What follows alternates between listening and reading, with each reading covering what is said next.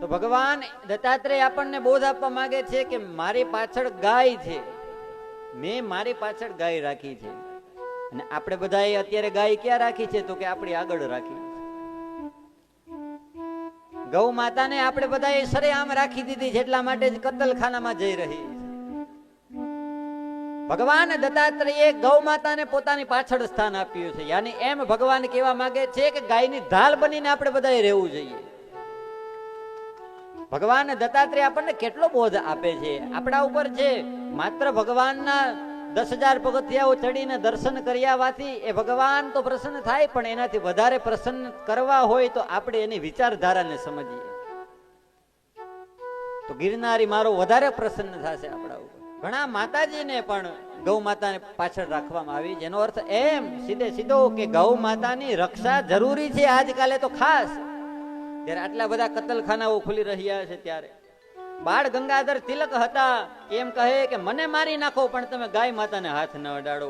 આપણે ત્યાં રામચંદ્ર બીરે જેવા લોકો થયા કે જે ગૌ હત્યા ઉપર પ્રતિબંધ મૂકવા માટે 70 દિવસ સુધી ઉપવાસ કરે છે, અખંડ ઉપવાસ કર્યા 70 દિવસ. આવા તપસ્વીઓ થયા આપણે ત્યાં. પંજાબની અંદર કેસરી મહારાજ રણજીત સિંહે પોતાના શાસનકાળ દરમિયાન ગૌ હત્યા માટે મૃત્યુદંડ દેવાનો નિયમ બનાવી નાખ્યો કે જે ગૌ હત્યા કરે એને મૃત્યુદંડ દેવામાં આવે. રશિયાની અંદર પણ સૌથી વધુ ગાયના ઘીના હવનના પ્રયોગો વૈજ્ઞાનિકો બધાએ કરેલા છે. 1 તોલા એટલે કે 10 ગ્રામ ગાયના ઘીથી યજ્ઞ કરવામાં આવે તો 1 ટન ઓક્સિજન ઉત્પન્ન થાય. અત્યારે ઓક્સિજનની વધારે જરૂર છે. હમણાં કોરોના ગયો એટલે બધાને કેવું ન પડે મારે ઓક્સિજનનું કેટલું મહત્વ છે. ઓક્સિજન જરૂરી છે અને ગૌ માતાના એ છાણમાંથી આપણને ઓક્સિજન પ્રાપ્ત થાય. 1 ટન ઓક્સિજન મળી જાય ખાલી 10 ગ્રામમાં. ઈસુ ખ્રિસ્ત એવું કહી ગયા કે ગાયને મારી નાખવી એ મનુષ્યને મારવા સમાન પાપ છે. મુસ્લિમ સંત પણ કહે, વૃંદાવનની અંદર રસખાન નામના સંત થયા, કહે જો મને પ્રાણી તરીકે જન્મ મળે તો હું સૌથી પહેલા વ્રજની અંદર ગાયો બનવાનું પસંદ કરીશ. આવા મુસ્લિમ પણ કહે. શિવજીને પ્રિય એવા બિલ્વપત્રની ઉત્પત્તિ પણ ગાયના છાણમાંથી થયેલી છે. 1 ગ્રામ ગાયના છાણામાં ઓછામાં ઓછા 300 કરોડ બેક્ટેરિયા જીવ હોય.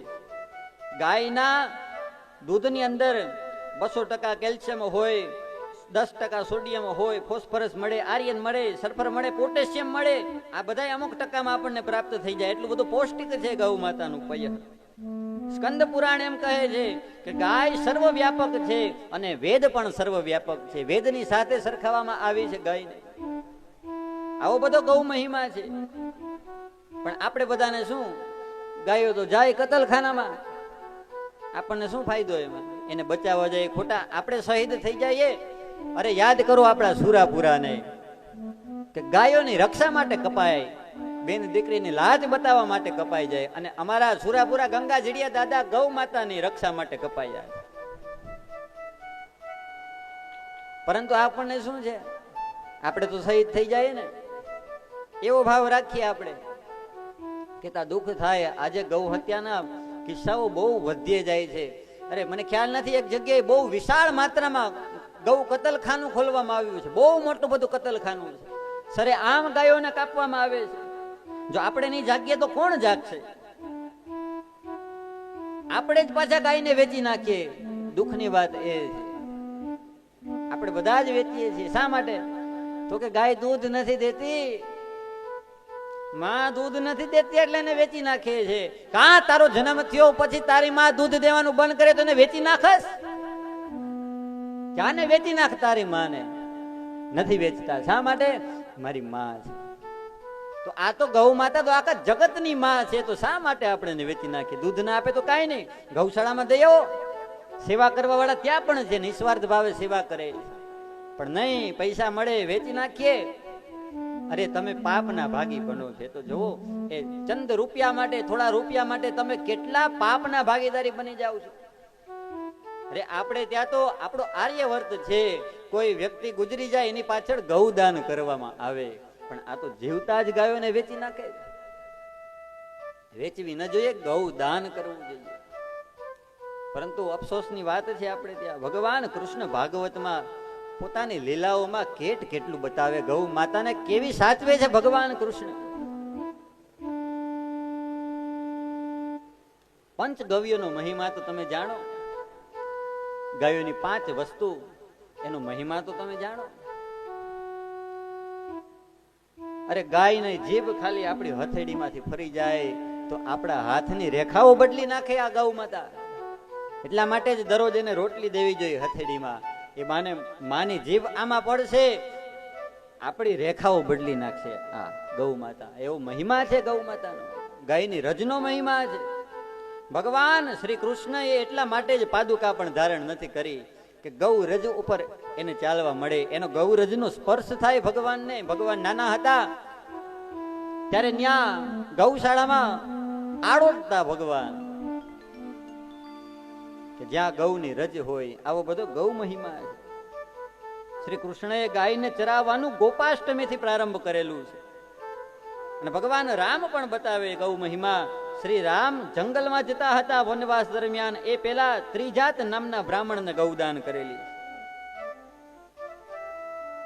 આપણા આંગણામાં ગાય આવે તો પણ એનો મહિમા છે. જ્યાં ગાય જે આંગણામાં આવે અને ખુશીથી ત્યાં ભાંભરે છે, ત્યાં દેવતાઓની અમી દ્રષ્ટિ બની જાય છે. પેલા દેવતાઓની નજર ત્યાં પડે છે. ખુશીથી ભાંભરવી જોઈએ. એને તમે નાકની ઉપર લાકડી મારો અને એ ભાંભરે, એ તમારી ફરિયાદ થાય છે. ખુશીથી જો આપણા આંગણામાં ગાય પોકાર કરે તો એ દેવતાઓને પણ પ્રિય છે. દેવતાઓનું ધ્યાન પેલા આપણી ઉપર પડશે.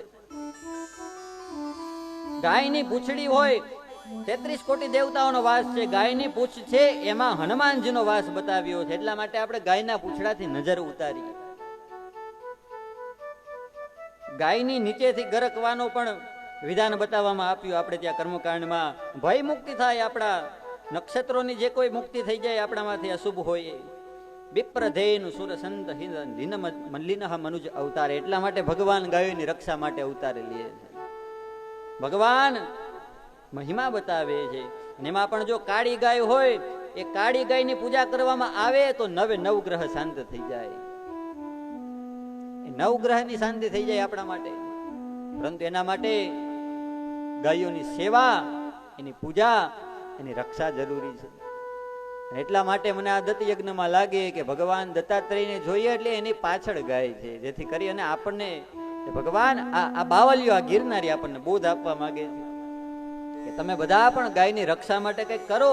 ગાયની આગળ ઢાલ બનીને ઉભા રહીએ આપણે બધા. આવો બધો ગૌ મહિમા છે. ગાયના દૂધનો કેટલો બધો મહિમા છે. જામનગરની અંદર એક સંસ્થા છે આખી ગૌ વિજ્ઞાન અધ્યયન કરીને એ બધું સંશોધન કરે. ગૌ માતાના દૂધ ઉપર, ગૌ માતા ઉપર કેટલું સંશોધન કરવામાં આવે. આ પૃથ્વી ઉપર 55,000 જાતના પ્રાણીઓ સ્તનવાળા છે. આ એનું રિસર્ચ છે આખું. એમાં 8 પ્રકારના દૂધ જ આપણે સૌ પીવા યોગ્ય છે. 55,000 છે, એમાંથી 8 જ પી શકીએ આપણે દૂધ. કયા કયા? તો કે ઘેટીનું, બકરીનું, ઊંટણીનું, ભેંસનું, હાથણીનું, ઘોડીનું, સ્ત્રીનું અને ગાયનું દૂધ. આટલા જ પી શકાય આપણાથી. અને એની અંદર પણ સૌથી શ્રેષ્ઠ કોઈ બતાવ્યું હોય તો એ ગાયનું દૂધ બતાવવામાં આવ્યું. હમણાં જ કહ્યું ને, આ ભાગવતને આ ગાયના દૂધ જેટલું પાક છે, શ્રીમદ ભાગવત પવિત્ર છે. જે ઔષધિ પણ છે અને રસાયણ પણ છે. આપણે માંદા ન પડીએ એના માટે જે લેવામાં આવે એને રસાયણ કહેવાય.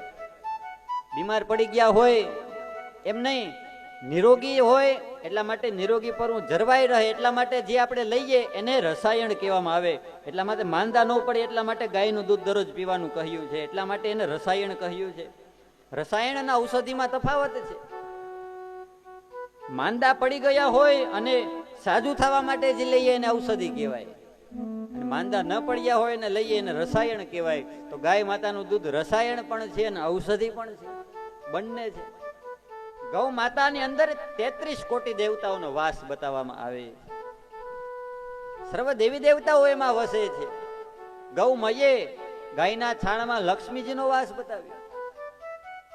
કેટલા દેવતાઓ એમાં વસે. 33 કોટી દેવતાઓ કહ્યા. 8 પ્રકારના વસુ, 12 પ્રકારના આદિત્ય, 11 પ્રકારના રુદ્ર અને 2 અશ્વિની કુમારો. આવી રીતના 33 કોટી દેવતાઓ એમાં વસે.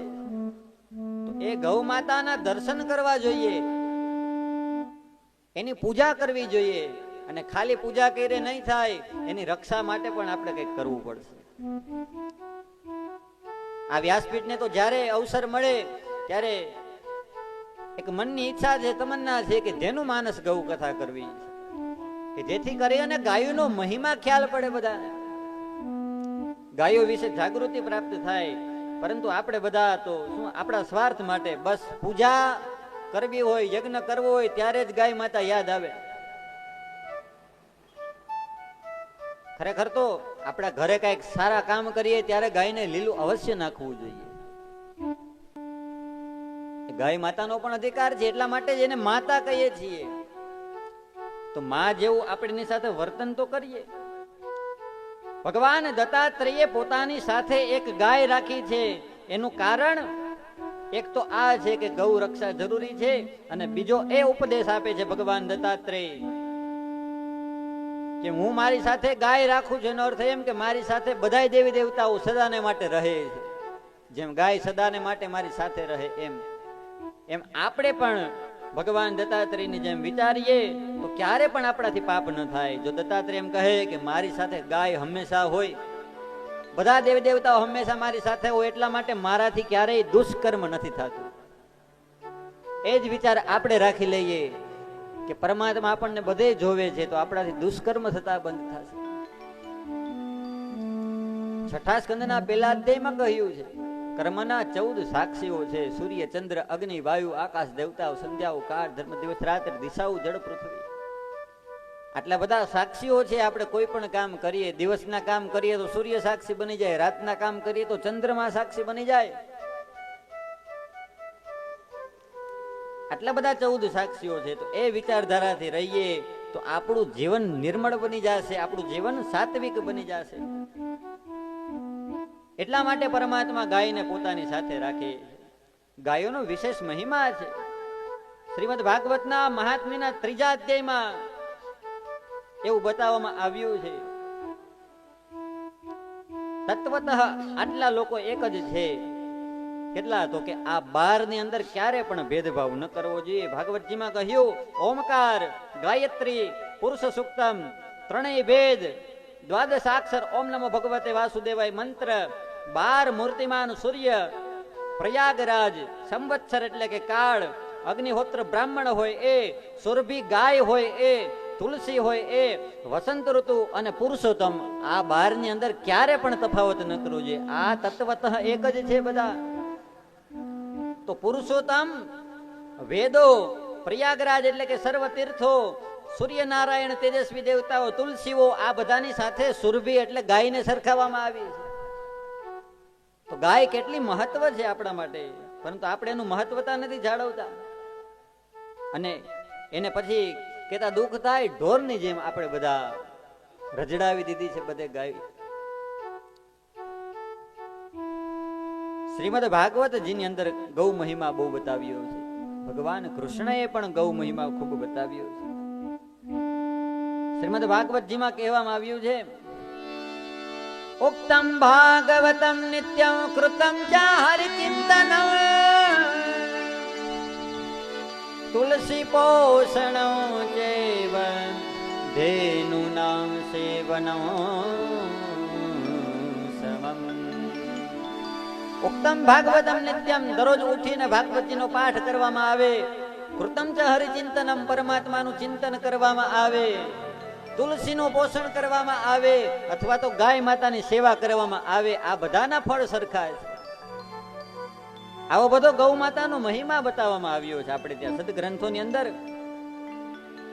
રામચરિત માનસમાં વિપ્રધેનુ સુરસંતહિત લીનઃ મનુજય અવતાર નિજ ઈચ્છા નિર્મિત તનુ માયા ગુની ગોપાલ.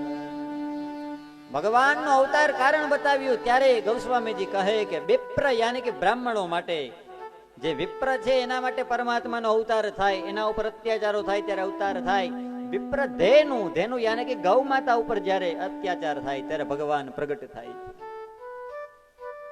સુર સંત હિતા, સુર સંત માટે, દેવતાઓ માટે અવતાર લે, સંતો માટે અવતાર લે છે. લીનહ મનુજ અવતાર સ્પષ્ટ રૂપે ગૌસ્વામીજીએ કહી દીધું. અને શ્રીમદ ભાગવતજીમાં પણ પ્રમાણ છે કે ભગવાન બાલકૃષ્ણનું પ્રાગટ્ય ક્યારે થયું તો કે ગૌ માતા એ ગયા છે. આ પૃથ્વી ગાયનું રૂપ ધારણ કરી અને ભગવાન પાસે ગયા છે ક્ષીરસાગર. તો ભગવાન ગૌ માતા માટે અવતાર ધારણ કરે છે. ખરેખર તો ભગવાન અવતાર લે એ પેલા જ આપણે ગૌ માતાનું કંઈક કરવું જોઈએ. મને તો એવું લાગે. કોઈ આપણી બાજુમાં એક્સિડન્ટ થયું હોય, અકસ્માત થયું હોય અને એને તાત્કાલિક દવાખાને લઈ જવું પડે એમ હોય આપણા ઘરના આંગણે, તો આપણે એને સગાને ફોન કરશું કે ભાઈ બાજુના ગામમાં છું, આવી જાવ તમે, કે પછી આપણે એને દવાખાને લઈ જઈશું? સૌથી પહેલી ફરજ આપણી છે, કારણ કે એ આપણી પાસે છે. તો એવી જ રીતે પરમાત્માએ આ ગૌ માતાને આપણી સેવા માટે મોકલી છે. ગાયનું દૂધ પી પીને આપણે મોટા થયા છે. ગૌ માતાનું દૂધ આપણે પૂજાની અંદર વાપરીએ છીએ.